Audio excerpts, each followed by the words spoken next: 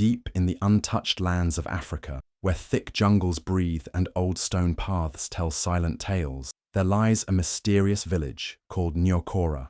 The village is hidden from the modern world, protected by trees older than memory, and wrapped in legends that no outsider dares question. In Nyokora, whispers move faster than the wind, and every family carries a story, some good, some dark, and some so strange they're only spoken about in hushed tones at night. The people live simple lives, guided by ancient customs, sacred drums, and the stars above. But among the woven huts and dusty roads stands one home that even the bravest children avoid. It is the home of Baruka, a man with a past full of war and violence, and his quiet stepdaughter, Aluna. Baruka was not born in Nyokora. He came from somewhere far away, bringing with him scars, weapons, and a silence so heavy that even birds stopped singing when he walked past. After marrying a widow named Zuberi, he moved into her home and took control. While the villagers welcomed him politely, they sensed something strange about him. His eyes were cold, and his hands were always restless. People said he had served in bloody wars and seen things that broke his soul. But what truly disturbed the villagers was not Baruka himself. It was what happened inside his home, especially to young Aluna. Aluna, a girl of only 17, was unlike anyone else in the village. She had deep green eyes that sparkled in the dark, and her skin carried the glow of forest children, those born with mystery in their blood. Since her father's sudden death years ago, she had stopped speaking to most people. Some said she was cursed, others believed she was gifted, but no one really knew the pain she lived with. Every night, just before the moon climbed into the sky, Baruka would chain Aluna to her wooden bed. No one outside the house knew why. Her mother, Zuberi, never spoke of it, and Aluna herself never cried, never complained, never said a word. But behind her silence lived a storm. Aluna kept her thoughts in a hidden journal, writing down memories, dreams, and questions she was never allowed to ask. While the village lived and laughed by day, she spent her nights locked to her bed, staring at the ceiling and wondering why she was treated like a prisoner in her own home. The people of Nyokora sometimes wondered about the strange sounds from the house at night, but fear kept them quiet. In Nyokora, it's dangerous to ask the wrong questions, and so the shadows grew deeper in Baruka's home, and Aluna's story remained trapped until one day a small discovery would begin to change everything. A secret, hidden in an old object, would open the door to a truth no one in the village could have ever imagined. Aluna, 17, is known in the village for her silence and deep green eyes, a rare trait said to come from children of the forest. In Nyokora, an ancient village surrounded by thick jungle and legends whispered from one generation to the next, such eyes were considered a mark of mystery. Some believed they held magic, others feared they brought misfortune. Aluna's gaze was deep and unreadable, as if she saw things others couldn't, and because of that, people kept their distance. Her silence only made her more of a mystery. Aluna didn't speak unless she absolutely had to. She moved like a shadow, present but never loud. While other girls her age laughed in groups and gathered around the well to tell stories, Aluna stayed at the edges, always watching, always listening. Her quietness wasn't just strange, it felt heavy, like it came from somewhere deep. The villagers called her cursed behind her back, though no one dared say it to her face. When she was just 10, her father vanished. He went into the forest one morning and never returned. No screams, no trail. Only a cracked spear was found days later near the edge of the river. The village mourned him, but Aluna never believed he was dead. She stopped speaking much after that day. Her world, once filled with warmth, suddenly turned cold. And then her mother, Zuberi, married a stranger. Baruka, her stepfather, came from far outside Nyokora. He was a man with a soldier's walk, a hard face, and eyes that always seemed to be calculating something. He didn't speak of his past, and no one in the village asked. But the moment he moved into their home, the little light left in Aluna's life disappeared. The house grew quiet, filled with tension and unspoken rules. Aluna was never seen playing again. She never smiled. Even her mother became a different person, nervous, quiet, and distant. With no one to talk to, Aluna began writing in a hidden journal. Late at night, when the village was asleep and the winds rustled through the trees, she'd pull it from its hiding place beneath a loose wooden board under her bed. Her words were sharp and honest. Questions about her father's death, memories that haunted her, and her growing fear of the man who now ruled their home. That journal became her voice, the only place where she could be free. To the people of Nyokora, Aluna remained a silent mystery. They avoided her gaze and crossed the path when she passed. But behind those quiet eyes was a mind wide awake, one that remembered everything, one that had seen too much. What the village didn't know was that Aluna's silence wasn't weakness, it was survival, and soon that silence would break, and the secrets of Nyokora would begin to rise from the shadows. Baruka was the kind of man whose presence made people uncomfortable. In the village of Nyokora, where stories traveled faster than the wind, he was a mystery wrapped in fear. Even the oldest and strongest men avoided speaking too much around him. They said he was once a soldier, a man who had done dark things in places far beyond the village. His silence was not peaceful, it was heavy, threatening, and while the villagers didn't like him, they feared him enough to stay away. Inside his home, Baruka's control was suffocating. Every part of the house moved to his rules. When to speak, when to eat, when to sleep. Nothing happened without his permission. But his control over Aluna, his stepdaughter, was the darkest part of all. She couldn't leave the house alone, couldn't speak freely, and barely had a moment of privacy. He watched her like a hawk, as if she was a danger to herself or to him. At night, things became even more frightening. As the village lights dimmed and the jungle sounds took over, Baruka would enter Aluna's room with a thick metal chain. Without a word, he would lock it around her ankle and fasten it to the frame of her wooden bed. He said it was for her safety. The same excuse every night. But Aluna knew it wasn't safety he was after. It was control. The chain was heavy and cold, a cruel reminder that she had no freedom, not even in her sleep. Zuberi, her mother, once had a voice that filled the village square with laughter. Now she barely spoke above a whisper. Her back stayed bent, her eyes always on the floor. Years of fear had crushed her. Whatever strength she once had was long gone. She didn't question Baruka anymore. She didn't protect Aluna. She simply moved through the house like a shadow, doing what she was told and trying not to anger the man she had married. No one outside knew what happened in that house. The windows stayed shut, the doors always locked. Sometimes neighbors thought they heard strange sounds, soft cries, the clink of metal, a door closing too hard, but they told themselves it was nothing. Baruka had made sure the village stayed quiet, and so, behind closed doors, Aluna remained a prisoner, watched, silenced, and chained, while the world outside carried on, unaware of the nightmare hiding in plain sight. One quiet afternoon, when the sun hung low over Nyokora and the air inside the house felt especially heavy, Aluna was told to clean the back storage room. It was a small, dusty space filled with forgotten things, old clothes, broken tools, and wooden carvings her mother once made long ago.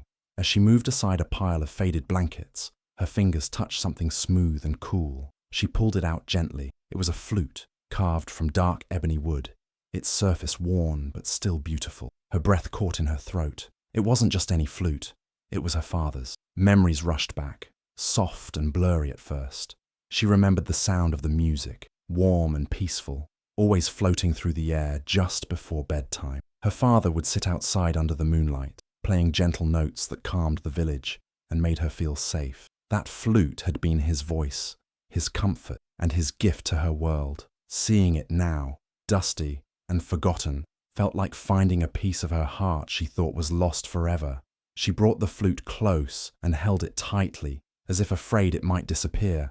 Out of instinct, she raised it to her lips, but when she tilted it slightly, she heard a faint rattle inside. Frowning, she turned it upside down and gently shook it. Something small and metallic slid out and hit the floor with a dull clink. It was a key, old and rusty, no bigger than her thumb.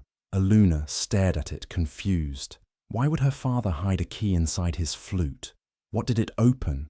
Was it something important, or just a forgotten piece of metal? She picked it up carefully and wiped the dust from its surface. The metal was rough, and the teeth of the key were strange, not like the ones she'd seen around the house. She knew she couldn't let Baruka see it. If he found out she had something from her father, especially something hidden, he would take it away, maybe worse. So she folded it in a piece of cloth and tucked it deep inside her pillow. Every night after that, she would lie in bed, feeling the lump beneath her head, wondering about the key. It became her secret, a small symbol of hope, a connection to a time before chains, before fear. She didn't know what the key would unlock, but deep in her heart, she felt it was meant for something important, something that could change everything. One night, when the air in her room was thick and silent, Aluna lay still on her bed, pretending to be asleep. The chain around her ankle was tight, cold against her skin, but her mind was racing. The rusty key hidden in her pillow had been haunting her thoughts for days.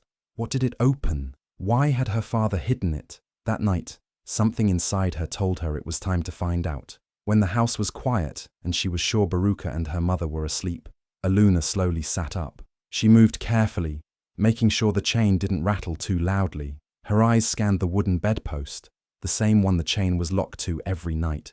She had seen it so many times, but never truly looked at it. Now, under the pale moonlight slipping through the cracks in the window, she noticed something different. There, right where the chain was fastened, was a small dent, barely noticeable unless you were searching for it. Her heart pounded as she reached for the rusty key, pulling it from beneath her pillow. She held her breath, praying Baruka wouldn't wake, and carefully inserted the key into the dent. It didn't click the padlock as she had hoped, but something else happened. A soft creak echoed in the room as the wood beneath the bed shifted. Aluna froze. Then, slowly, a small section of the floor under her bed lifted. It wasn't a trapdoor exactly, more like a hidden panel carved perfectly into the old wooden planks.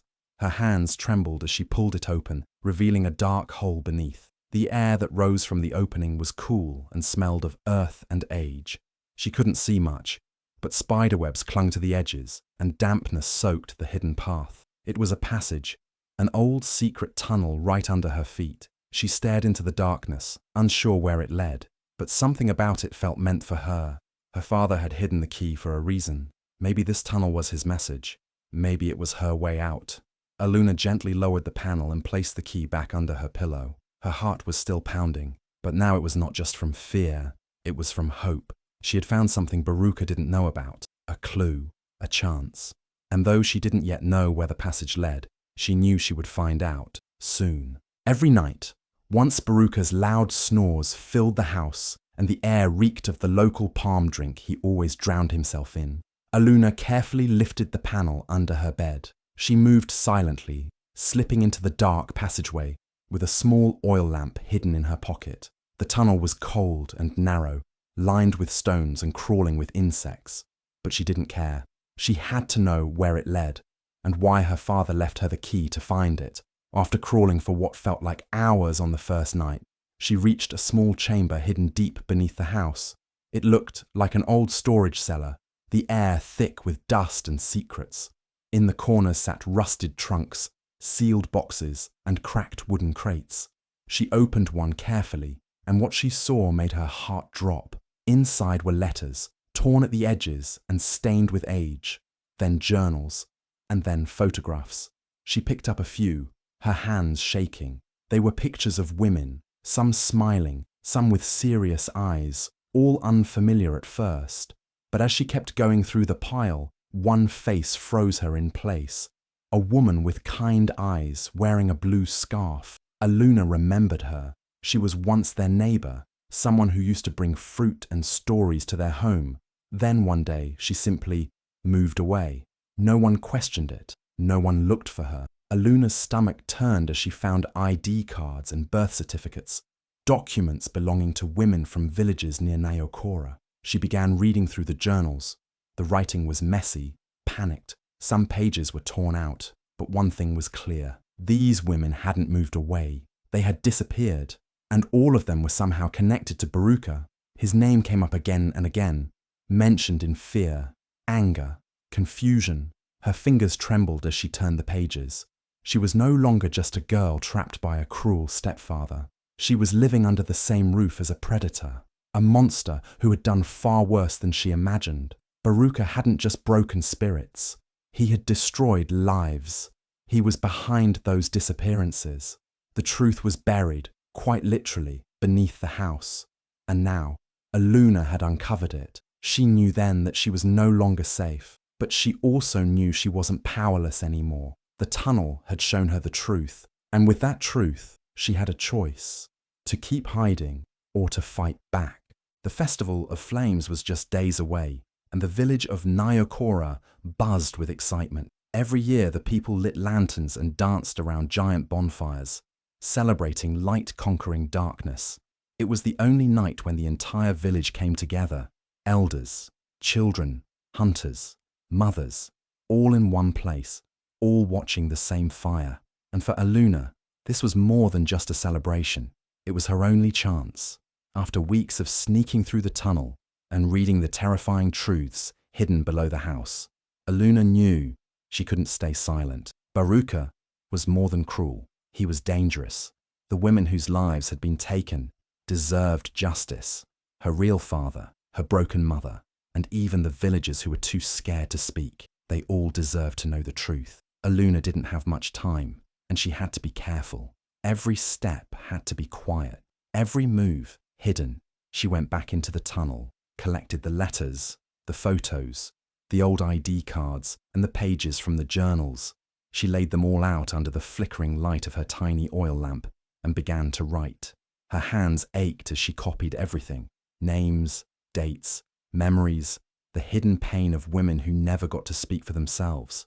She wrote it all into one long scroll, the truth unfolding line by line like a storm building in the sky. Once the scroll was complete, she needed a place to hide it, a place no one would look. Her eyes fell on the ebony flute, her father's flute, the very thing that had led her to the key and the truth beneath the floor. With shaking hands, she rolled the scroll tightly, just small enough to slide it inside the hollow body of the flute. It fit perfectly, as if it had been waiting for this purpose all along. The flute, once a symbol of peace, had now become her weapon. The night of the festival arrived. Drums echoed through the jungle, and the glow of the fires painted the village in gold and red. Aluna wrapped the flute in cloth and held it close, walking slowly toward the gathering crowd. Her heartbeat matched the beat of the drums. She could see Baruka by the fire, laughing with the other men, his dark eyes scanning the crowd. He didn't know what was coming. This was her moment, not just for herself, but for every woman who had vanished, every voice silenced. The whole village would hear the truth, and she had hidden it in the very thing that once brought her comfort, the flute of her father. Now it would speak again, not with music, but with justice. The flames danced high in the center of the village, lighting up the night sky as drums echoed through Nyokora. The festival of flames had begun, and the entire village was gathered around the fire. It was a tradition that meant something to everyone, a night to let go of secrets, to burn away lies, and to begin again. Aluna stood quietly at the edge of the circle, the ebony flute clutched tightly in her hands. Her heart raced, but her eyes were steady. Tonight was the night she would tell the truth. As the chief gave a short blessing, calling for light to chase away darkness, Aluna stepped forward. The villagers turned, surprised to see the silent girl walk toward the fire. Even Baruka looked confused. He hadn't seen her approach. She stood before them, her deep green eyes glowing in the firelight, and lifted the flute to her lips. The tune she played was soft and haunting, unlike any song they'd ever heard. The notes floated through the night air, pulling everyone into silence. It was the same melody her father used to play when she was a child. People stopped talking, children paused, even the drummers lowered their hands. The entire village listened. Then Aluna stopped playing. With trembling hands, she opened the flute and pulled out the scroll. For a moment, no one moved. Then she spoke. Her voice, though quiet, carried across the space like wind through the trees. She read from the scroll, one name, one story at a time. Letters from women who had vanished, photos, journal entries, fear, pain, all of it tied to one man, Baruka. At first, the villagers didn't believe it, but then they began to remember. The neighbor who vanished, the woman who left without a word, the fear in Zuberi's eyes. Aluna kept reading, tears running down her cheeks, but her voice growing stronger with each word. She wasn't just telling her story, she was telling theirs too. Baruka tried to step forward, shouting that she was lying, but no one listened to him now. The fire blazed higher, casting long shadows on his face, and the truth burned brighter than his voice.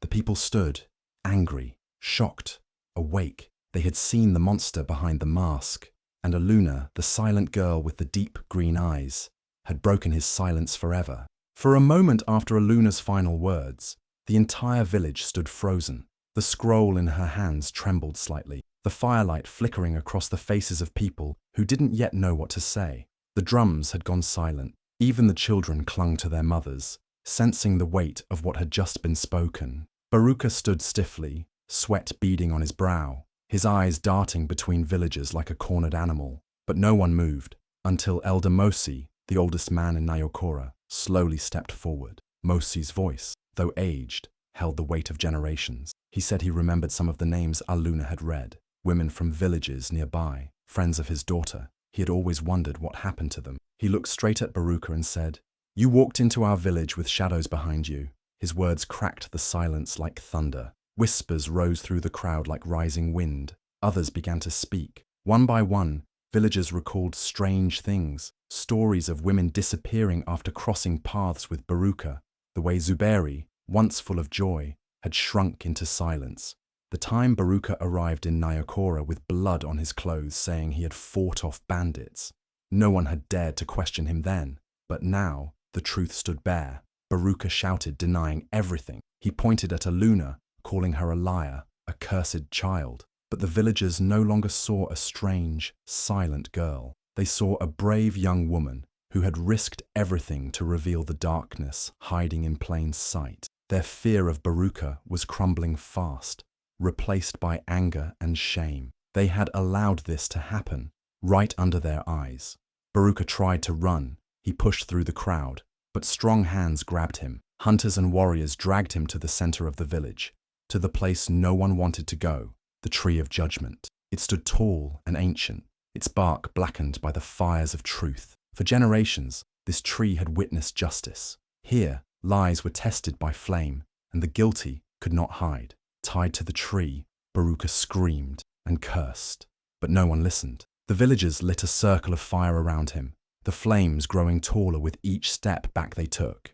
It wasn't punishment, it was purification. The truth, like fire, burned away lies. And that night, it burned away the mask Baruka had worn for years. The crowd watched in silence.